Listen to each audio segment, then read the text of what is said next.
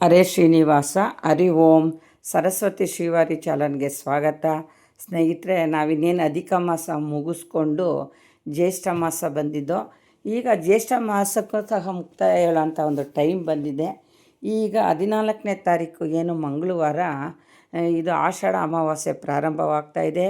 ಜ್ಯೇಷ್ಠ ಮಾಸಕ್ಕೆ ನಾವು ಮುಕ್ತಾಯ ಹೇಳುವಂತಹ ಒಂದು ಪದ್ಧತಿಯಾಗಿದೆ ಸ್ನೇಹಿತರೆ. ಈ ಅಮಾವಾಸ್ಯೆಯ ವಿಶೇಷತೆ ಏನು ಮತ್ತು ಈ ಅಮಾವಾಸ್ಯೆ ಯಾವಾಗ ಪ್ರಾರಂಭ ಆಗಿದೆ, ಇದ್ರ ಬಗ್ಗೆ ಎಲ್ಲ ಒಂದು ವಿಡಿಯೋ ಮಾಡಿದ್ದೀನಿ. ಮತ್ತು ಯಾವ ದೇವ್ರನ್ನ ಪೂಜೆ ಮಾಡೋದ್ರಿಂದ ಏನು ಈ ಅಮಾವಾಸ್ಯೆಯ ಪದ್ಧತಿ ಅನ್ನೋದ್ರ ಬಗ್ಗೆ ನಾವು ತಿಳ್ಕೊಳ್ಳೋಣ ಸ್ನೇಹಿತರೆ. 2026 ಜುಲೈ 14ನೇ ತಾರೀಕು ಮಣ್ಣೆತ್ತಿನ ಅಮಾವಾಸ್ಯೆ ಬಂದಿದೆ ಸ್ನೇಹಿತರೆ. ಈ ಅಮಾವಾಸ್ಯೆಗೆ ಆಷಾಢ ಅಮಾವಾಸ್ಯೆ ಅಂತಲೂ ಸಹ ಕರೀತಾರೆ, ಮಣ್ಣೆತ್ತಿನ ಅಮಾವಾಸ್ಯೆ ಅಂತಲೂ ಸಹ ಕರೀತಾರೆ ಸ್ನೇಹಿತರೆ.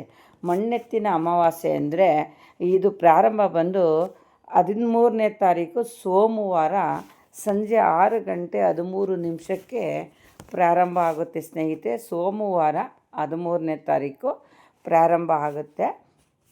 ಮುಕ್ತಾಯ ಬಂದು 14ನೇ ತಾರೀಕು ಜುಲೈ ಮಧ್ಯಾಹ್ನ 3:12 ಮುಕ್ತಾಯ ಆಗ್ತಾಯಿದೆ. ನಮ್ಮ ಒಂದು ಹಿಂದೂ ಧರ್ಮದ ಪ್ರಕಾರ ನಾವು ಉದಯಾದಿತ್ಯ ಸೂರ್ಯೋದಯದ ನಂತರ ನಾವೇನು ಈ ಪದ್ಧತಿಯ ಪ್ರಕಾರ ಆಚರಣೆ ನಾವು ಮಾಡ್ತೀವಿ. ಹಾಗಾಗಿ ನಾವು ಈ ಮಂಗಳವಾರನ ಈ ಅಮಾವಾಸ್ಯೆನ ಆಚರಣೆ ಮಾಡ್ಬೋದು ಸ್ನೇಹಿತರೆ.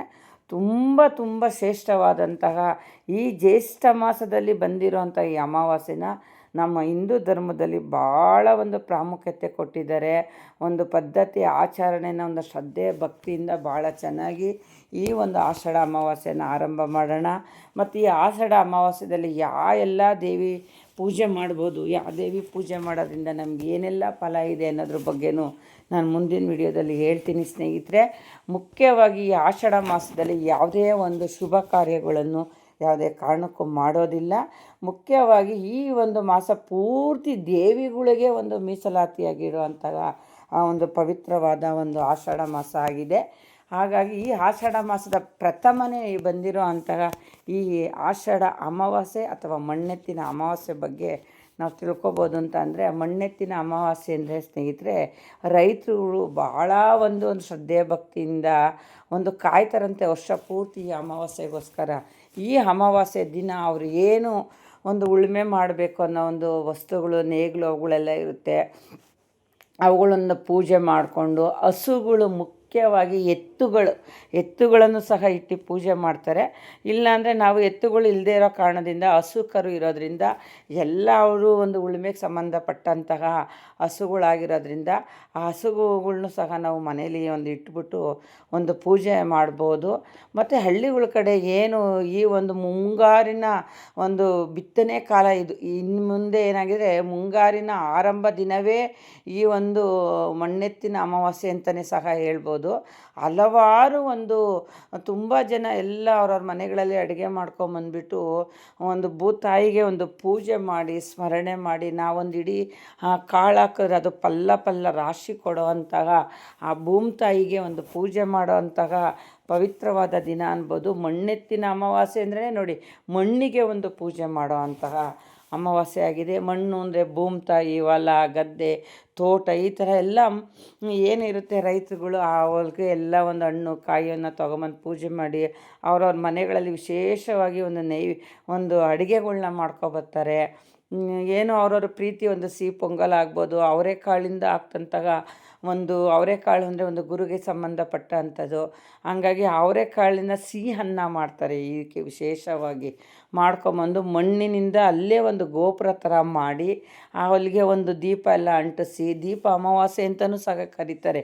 ಈ ಒಂದು ಅಮಾವಾಸ್ಯೆಗೆ ಮಣ್ಣೆತ್ತಿನ ಅಮಾವಾಸ್ಯೆ, ದೀಪ ಅಮಾವಾಸ್ಯೆ ಮತ್ತು ಆಷಾಢ ಅಮಾವಾಸ್ಯೆ, ಒಂದು 3-4 ಥರ ಅಮಾವಾಸ್ಯೆ ಅಂತಲೂ ಸಹ ಈ ಒಂದು ಅಮಾವಾಸ್ಯೆಗೆ ಕರೀತಾರೆ ಸ್ನೇಹಿತರೆ. ಹಂಗಾಗಿ ಆ ಒಂದು ಹೊಲದಲ್ಲಿ ಅವರ ಮಣ್ಣಿಂದ ಒಂದು ಗೋಪುರ ಥರ ಮಾಡಿ ಒಂದು ಪೂಜೆ ಮಾಡಿ ಊರು ಜನ ಎಲ್ಲ ಒಗ್ಗಟ್ಟಾಗಿ ಅವ್ರವ್ರ ಮನೆ ಒಂದು ಪೂಜೆ ಸಾಮಗ್ರಿಗಳನ್ನ ತೊಗೊಂಬಂದು ಅವರು ಅಲ್ಲೊಂದು ಒಂದು ಭೂಮಿಲಿ ಒಂದು ಪೂಜೆಗೆ ಅಂತಲೇ ಮುಡುಪಾಗಿಟ್ಕೊಂಡಿರ್ತಾರೆ.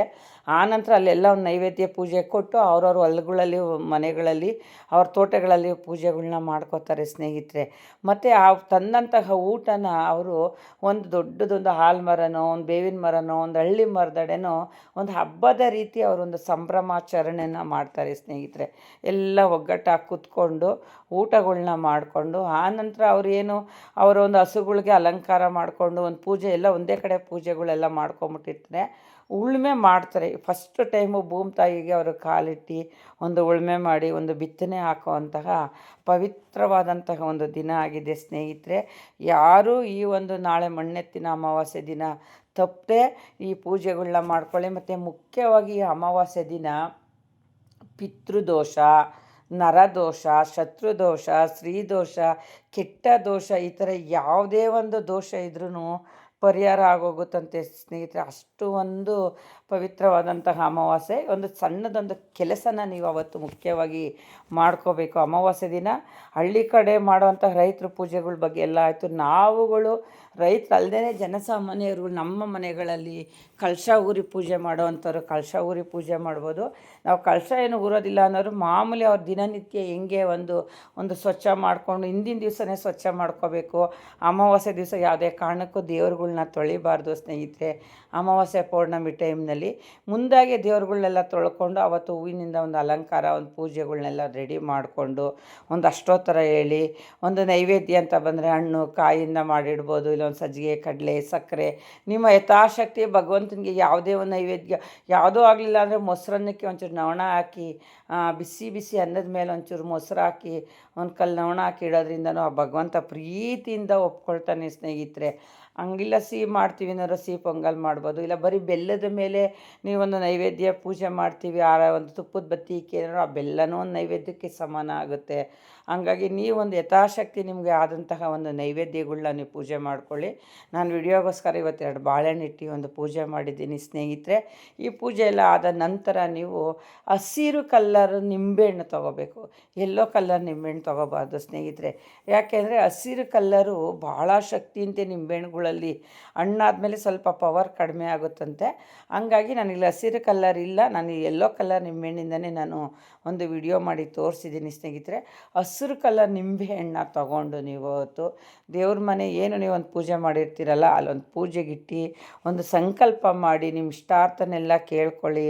ಆಮೇಲೆ ಎಲ್ಲ ಒಳ್ಳೇದು ಆಗ್ಲಪ್ಪ ಅಂತ ಕೇಳಿಕೊಂಡು ನಿಮಗೆ ಯಾರು ಕಾಟ ಕೊಡ್ತಾರೆ, ನಿಮ್ಮ ಶತ್ರುಗಳು ಯಾರು ಇರ್ತಾರೆ, ಇವನ್ನೆಲ್ಲ ಒಂದು ಸ್ಮರಣೆ ಮಾಡಿಕೊಂಡು ಆ ದೋಷ ಎಲ್ಲ ನಿವಾರಣೆ. ನಮ್ಗೆ ಯಾರು ಶತ್ರುನೇ ಇಲ್ಲಪ್ಪ ಅಂತ ಅನ್ನೋಕ್ಕೆ ಆಗಲ್ಲ. ನಮ್ಮ ಬಂಧು ಬಳಗನೇ ಶತ್ರುಗಳು, ಅಕ್ಕಪಕ್ಕದವರೇ ಶತ್ರುಗಳು ಇರ್ತಾರೆ. ನೀವು ಏನೂ ಹೇಳ್ಬೇಡಿ, ಆ ದೇವ್ರ ಮುಂದೆ ಇಟ್ಬಿಟ್ಟು ನಮಗೆ ಯಾರ ದೋಷನೂ ಇಲ್ದಂಗೆ ಕಾಪಾಡಪ್ಪ ತಂದೆ ಭಗವಂತ ವಾಸುದೇವ ಅನಾಥ ರಕ್ಷಕನೇ ಆಪತ್ ಬಾಂಧವನೇ ಅಂತ ಆ ಗೋವಿಂದ ನಾರಾಯಣ ಸ್ಮರಣೆ ಮಾಡಿ. ಮುಖ್ಯವಾಗಿ ನೋಡಿ ಅಮಾವಾಸ್ಯೆ ದಿನ ಶಿವನ ದೇವಸ್ಥಾನ, ಶನೇಶ್ವರ ದೇವಸ್ಥಾನಕ್ಕೆ ಜನ ಹೋಗ್ತಾರೆ. ಸಖತ್ ಪವರ್ಫುಲ್ ಕೊಡೋದು ಶಿವ ಮತ್ತು ಶನೇಶ್ವರ ಸ್ವಾಮಿಯವರೇ. ಅವತ್ತು ಅಮಾವಾಸ್ಯೆ ದಿನ ಖಂಡಿತ ನೀವು ಅಲ್ಲಿ ಹೋಗಿ ಬನ್ನಿ. ಆಮೇಲೆ ಏನು ಆಷಾಢ ಮಾಸದಲ್ಲಿ ಮಾಮೂಲಿ ದುರ್ಗೆಗಳು ಪೂಜೆ ಮಾಡೇ ಮಾಡ್ತೀವಲ್ಲ, ಹಂಗಾಗಿ ಅವತ್ತು ದಿವಸ ಹೋಗಿ ಬನ್ನಿ. ನಿಮ್ಮ ಮನೆ ದೇವರುಗಳನ್ನ ಮುಖ್ಯವಾಗಿ ಒಂದು ಸ್ಮರಣೆ ಮಾಡುತ್ತಾ ಮನಸ್ಸಿನಲ್ಲಿ ಆ ನಿಂಬೆಹಣ್ಣನ್ನ ನೀವು ಆನಂತರ ಹೊಸ್ಲು ಮುಂದೆ ಇಟ್ಟು ಕಟ್ ಮಾಡಿ ಆ ಕಡೆ ಈ ಕಡೆ ಕೈ ಬದಲಾಯಿಸಿ ಇಡಬೇಕಾಗುತ್ತೆ. ಆಮೇಲೆ ನೀವು ಪ್ರತಿನಿತ್ಯ ನಾನು ಅಮಾವಾಸ್ಯೆ ಪೌರ್ಣಮಿಲಿ ಬಿಳಿ ಸಾಸಿವೆ ಮತ್ತು ಲವಂಗ ಕರ್ಪೂರನ ಇಟ್ಟು ನೀವು ಮನೆಗೆಲ್ಲ ಒಂದು ಧೂಪ ದೀಪನ ತೋರಿಸ್ಬೇಕು. ಏನು ಕೆಟ್ಟ ನೆಗೆಟಿವ್ ಇರುತ್ತೆ ನಿಮ್ಮ ಮನೆಗೆಲ್ಲ ಆಚೆ ಹೋಗ್ಬಿಡುತ್ತೆ. ನಿಮ್ಮ ಯಾವ ವ್ಯವಹಾರ ಮಾಡ್ತಿದ್ದೀರೋ ಯಾರೊಬ್ರಿಗೂ ನಾವು ವ್ಯವಹಾರ ಮಾಡ್ತೀವಿ ಇಷ್ಟು ದುಡ್ಡು ಬರುತ್ತೆ ಅಂತ ಹೇಳಿದ್ರೆ ಅದೇ ಒಂದು ದೊಡ್ಡ ದೃಷ್ಟಿ ಆಗ್ಬಿಡುತ್ತೆ ಸ್ನೇಹಿತರೆ. ಆದಷ್ಟು ನಮ್ಮನೆ ವ್ಯವಹಾರಗಳು ಗೊತ್ತಿದ್ರೂ ಗೊತ್ತಿಲ್ಲ ಅನ್ನೋ ಥರ ಕಾಲ ಕಳಿಬೇಕು. ಗೊತ್ತಿದೆ ಅಂತ ಹೋದರೆ ನಮ್ಮ ನಾಲೆ ಹಾಕ್ಕೊಂಡು ತುಳಿದ್ಬಿಡ್ತಾರೆ ಇನ್ನೊಂದು ರೀತಿಲಿ. ಸೊ ಹಾಗಾಗಿ ನೀವು ಈ ಒಂದು ಕರ್ಪೂರ ಮತ್ತು ಲವಂಗ ಬಿಳಿ ಸಾಸಿವೆನ ಒಂದು ಪೂಜೆ ಮಾಡಿ ನೋಡಿ. ದಿಕ್ಕು ಏನು 8 ದಿಕ್ಕು ಅಂದರೆ ಒಂದು ರೌಂಡು ನಮ್ಮ ಮನೆಯೇ ಒಂದು ದಿಕ್ಕಾಗ್ಬಿಟ್ಟಿರುತ್ತೆ. ದಿಕ್ಕುಗಳಿಗೂ ನೀವು ಒಂದು ಸರಿ ಸುತ್ತಲ ತೋರಿಸ್ಕೊಂಡು ಆನಂತರ ಹೊಸ್ಲು ಪೂಜೆ ಮಾಡಿ ಹೊಸ್ಲು ಮುಂದೆ ನಿಂಬೆಹಣ್ಣ 3 ಸರಿ ಮೇಲಿಂದ ಕೆಳಗಡೆ ನೀಡ್ಸಿ ಕಟ್ ಮಾಡಿ ಕೈ ಬದಲಾಗಿಸಿಕ್ಕಿ. ಮುಖ್ಯವಾಗಿ ಇವತ್ತು ಅಲೋವೆರಾ ಗಿಡಗಳಿಗೆ ವಿಶೇಷವಾಗಿ ಪೂಜೆ ಮಾಡ್ತಾರೆ. ಅಲೋವೆರಾ ಗಿಡದಲ್ಲಿ ಲಕ್ಷ್ಮಿ, ಸರಸ್ವತಿ, ದುರ್ಗೆ ನೆಲೆಸಿರ್ತಾರೆ. ಪ್ರತಿಯೊಂದು ಅಮಾವಾಸ್ಯೆ ದಿನ ಅಲೋವೆರಾ ಗಿಡಕ್ಕೆ ಪೂಜೆ ಮಾಡಿ ಭಾಳ ಒಂದು ಶಕ್ತಿ ಫಲ ಕೊಡುವಂತಹ ಒಂದು ಗಿಡ ಆಗಿದೆ. ಅದು ಬರೀ ಔಷಧಿಗೆ ಅಂತ ಅಲ್ಲ, ಪ್ರತಿಯೊಂದಕ್ಕೂ ಉಪಯೋಗಿಸುವಂತಹ ಪವಿತ್ರವಾದಂತಹ ಅಲೋವೆರಾ ಗಿಡ ಆಗಿದೆ ಸ್ನೇಹಿತರೆ. ಈ ನನ್ನ ಎಲ್ಲ ವಿಡಿಯೋಗಳು ನಿಮ್ಗೆ ಇಷ್ಟ ಆಗಿದ್ದರೆ ದಯವಿಟ್ಟು ಸಬ್ಸ್ಕ್ರೈಬ್ ಮಾಡಿ, ಲೈಕ್ ಮಾಡಿ, ಶೇರ್ ಮಾಡಿ, ಸಪೋರ್ಟ್ ಮಾಡಿ. ತುಳಸಿ ಗಿಡಗಳಿಗೆ ಪೂಜೆ ಮಾಡಿ, ವಿಶೇಷವಾಗಿ ಹೊಸ್ತಿಲು, ತುಳಸಿ ಇವಕ್ಕೆಲ್ಲ ಒಂದು ಆರಾಧನೆ ಪೂಜೆ ಮಾಡಿ. ಮಣ್ಣೆತ್ತಿನ ಅಮಾವಾಸ್ಯೆ ಭಾಳ ಒಂದು ರೈತರಿಗೆ ಮತ್ತು ನಮಗೆ ರೈತರಿಂದ ಅನ್ನ ಕೊಡುವಂಥ ಅಮಾವಾಸ್ಯೆ ಆಗಿದೆ. ಎಲ್ಲರಿಗೂ ಈ ವಿಡಿಯೋ ಇಷ್ಟ ಆಗಿದ್ದರೆ ಲೈಕ್ ಮಾಡಿ, ಶೇರ್ ಮಾಡಿ. ಹರಿ ಓಂ.